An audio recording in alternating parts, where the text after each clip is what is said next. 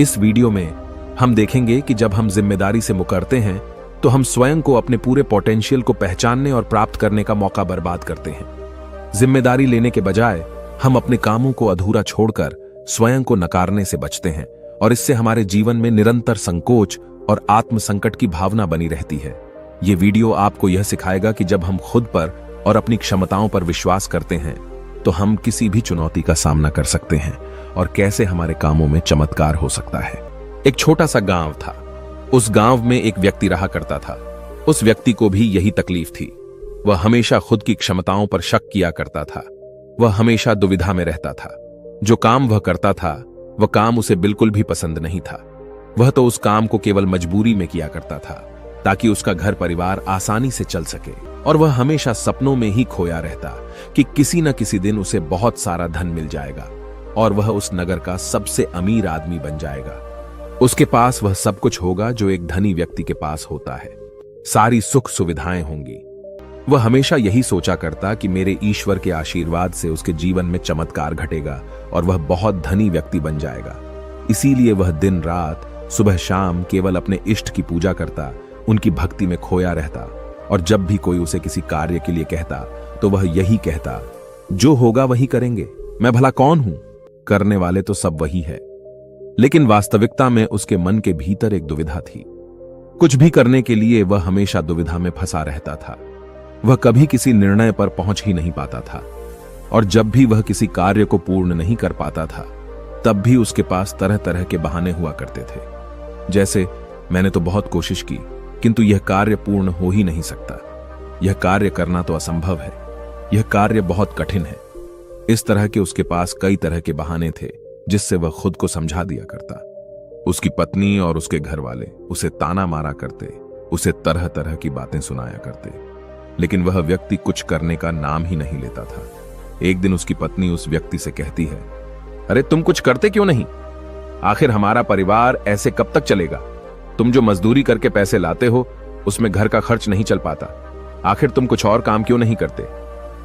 इस पर वह व्यक्ति कहता है, जैसे मालिक की इच्छा, वह जैसा रखना चाहेंगे हमें वैसे ही रहना होगा।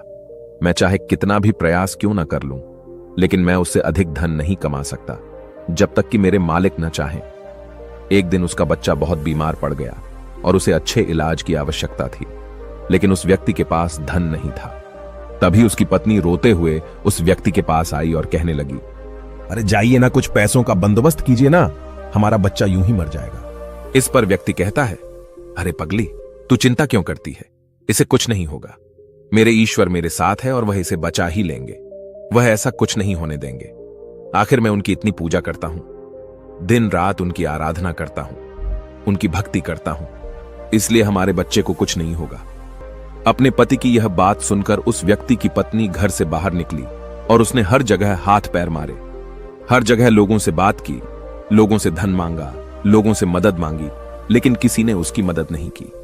उसे कहीं से भी धन नहीं मिला और थक हार कर वो घर वापस आ गई। इधर वह व्यक्ति अपने ईश्वर के भजन गा रहा था, उनसे प्रार्थना कर रहा था कि वह उसके बच्चे को स्वस्थ कर दे। बच्चा पीड़ा के कारण लगातार रोए जा रहा था। उसकी पीड़ा असहनीय होती जा रही थी, जिस कारण उसका चीखना चिल्लाना और भी बढ़ता जा रहा था। काफी समय तक वह बच्चा चीखता चिल्लाता रहा, लेकिन उस व्यक्ति को तनिक भी फर्क नहीं पड़ा और अचानक उस बच्चे का चीखना चिल्लाना बिल्कुल शांत हो गया। जैसे ही उस बच्चे की आवाज बंद हुई, यह देखकर वह व्यक्ति सोचने लगा कि लगता है मेरे प्रभु ने मेरे बच्चे को ठीक कर दिया। उसने प्रभु का धन्यवाद किया और कहा, मैं जानता था आप मेरे बच्चे को जरूर स्वस्थ कर देंगे। आखिर मैं आपकी इतनी पूजा करता हूं, आपकी इतनी आराधना करता हूं। मैं जानता था आप मेरा साथ कभी नहीं छोड़ेंगे। अपने बच्चे की आवाज न आती हुई देख उसकी पत्नी उस बच्चे के पास पहुंची और जोर से चिल्लाकर उस बच्चे को उसने अपने गले से लगा लिया और जोर जोर से रोने लगी। बल्कि अब उसका बच्चा इस दुनिया में नहीं रहा और जब उसे एहसास हुआ तब उसे बहुत गहरा धक्का लगा। उसे यह समझ नहीं आ रहा था कि आखिर यह कैसे हो सकता है। वह तो अपने प्रभु की इतनी भक्ति करता है, इतनी आराधना करता है, फिर आखिर यह सब कैसे हो गया? उसके मन में ऐसे कई प्रकार के प्रश्न उत्पन्न हो रहे थे और उन प्रश्नों को लेकर वह यहां वहां भटकता रहा और ऐसे ही कई दिन बीत गए।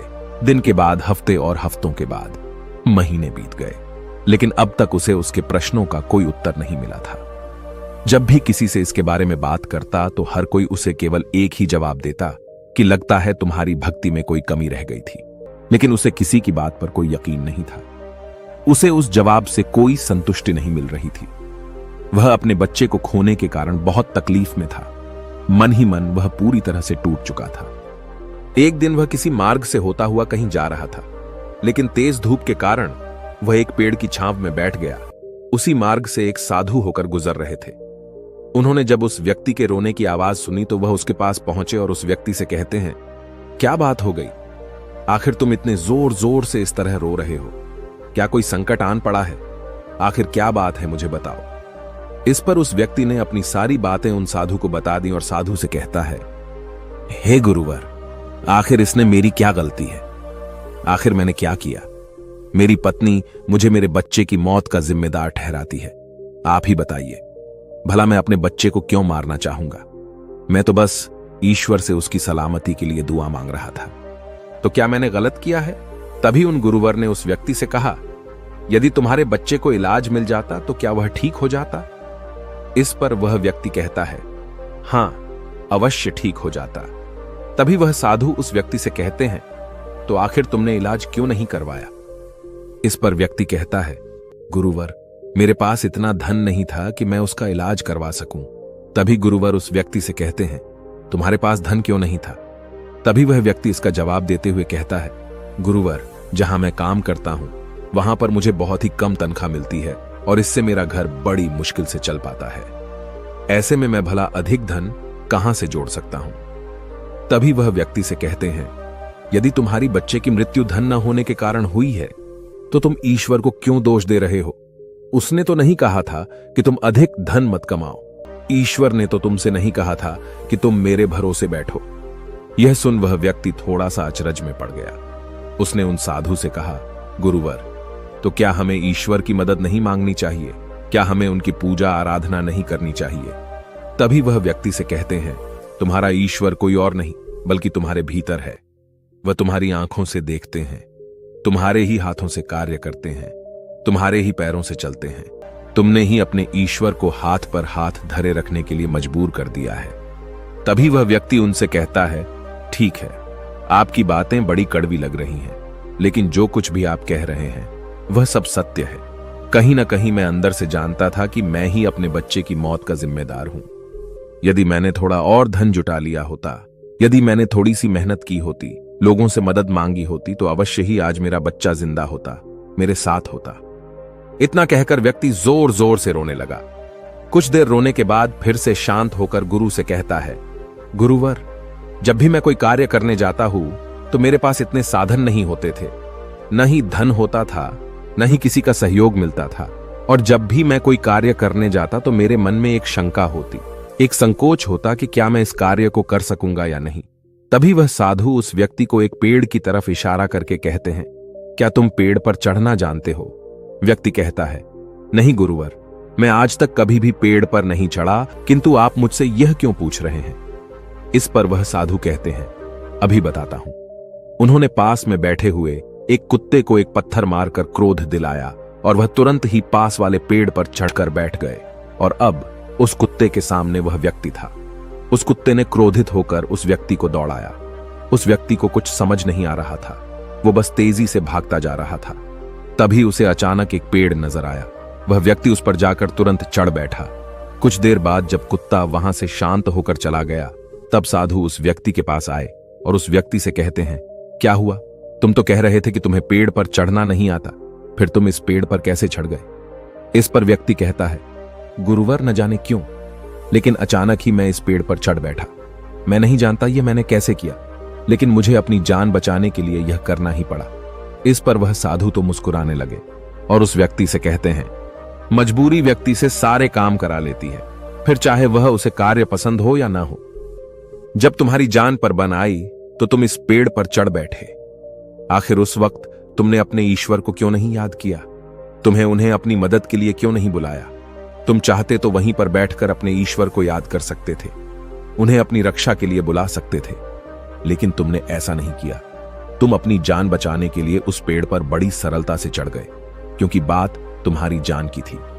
लेकिन जब तुम्हारे बच्चे की जान दांव पर लगी थी, तब तुम ईश्वर से आराधना कर रहे थे, उनसे प्रार्थना कर रहे थे कि वह तुम्हारे बच्चे की जान बचा लें। तुम अपने जिम्मेदारी से भाग रहे थे, पर अगर तुम उस जिम्मेदारी को निभाते तो आज हालत कुछ और होती।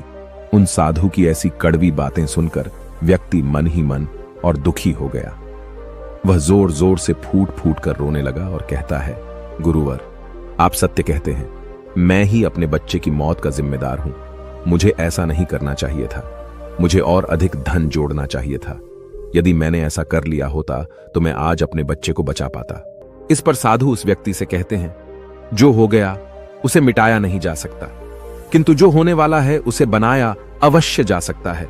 इसलिए अपने बहानों से ऊपर उठो, अपने संकोच को मन से मिटा दो, और किसी भी कार्य को शुरू करने से पहले तुम्हारे मन में दुविधा उत्पन्न होती है, उसे पूरी तरह से समाप्त कर दो। फिर देखना, तुम जैसा चाहोगे वैसा ही होगा। तुम जो हासिल करना चाहोगे तुम उसे हासिल कर पाओगे। तुम्हारा मन मजबूत होने लगेगा। मैं दुविधा से ऊपर उठकर साफ और स्पष्ट तौर पर निर्णय ले सकेगा। उसके बाद से तुम्हारे मन को कभी किसी बहाने की जरूरत नहीं पड़ेगी। किंतु हे गुरुवर, जब भी मैं कोई कार्य करने जाता हूं तो मेरा मन बहुत ही कमजोर पड़ जाता है, मैं बहुत घबरा जाता हूं। मैं अपने मन को मजबूत कैसे बनाऊं? क्या आप मुझे इसके लिए कोई उपाय बता सकते हैं? इस पर साधु कहते हैं, हां, मेरे पास इसका भी उपाय है। तभी व्यक्ति कहता है, गुरुवर, कौन सा उपाय, मुझे बताइए।